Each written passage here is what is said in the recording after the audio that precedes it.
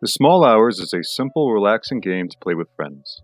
The game supports 2 to 4 players and typically plays in 30 to 45 minutes. Setup. Each player receives a token, a grid, and should have a pen or pencil ready. One 5 card is randomly drawn and set aside for later.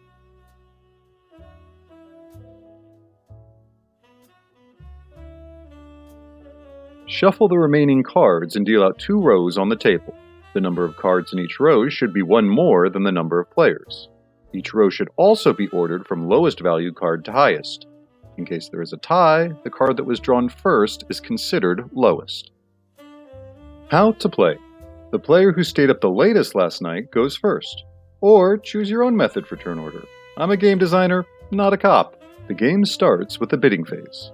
The first player places their token on an unclaimed card on the top row. Once they do, they can choose to add the pattern on this card to their grid. The pattern can be rotated but not flipped, and cannot overlap with other patterns or go off the edge of the grid. If you want to take the card to better visualize placing it, go ahead. Just make sure your token stays in its place.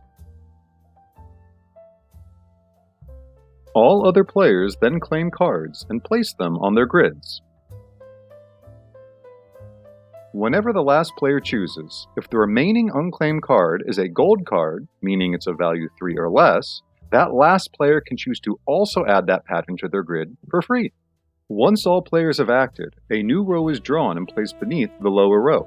A new row begins with the bidding order determined by who claimed the highest value cards on the previous round.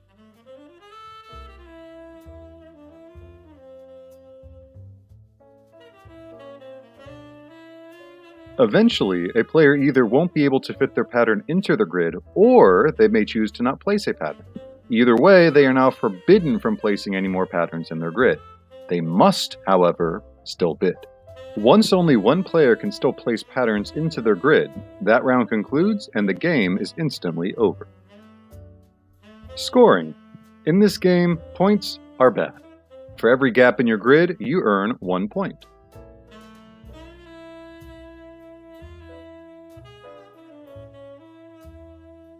If that gap has a dot in it, you earn an extra 1 point. You also earn 1 point for every island on your grid. An island is a string of gaps that are connected by edges. There is only one way to lose points. Do you remember that 5 card you randomly drew at the beginning? If you have an island that perfectly, and I mean perfectly, no more no less, fits that island, those gaps score no points, and instead, you lose 10 points.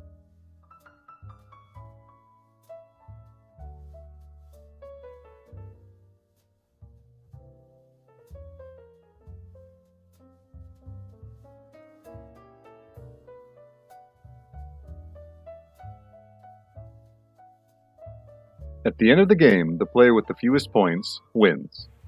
Relaxing, tactily pleasing, and surprisingly strategic, this is a perfect game for when a long night with friends reaches the small hours of the morning.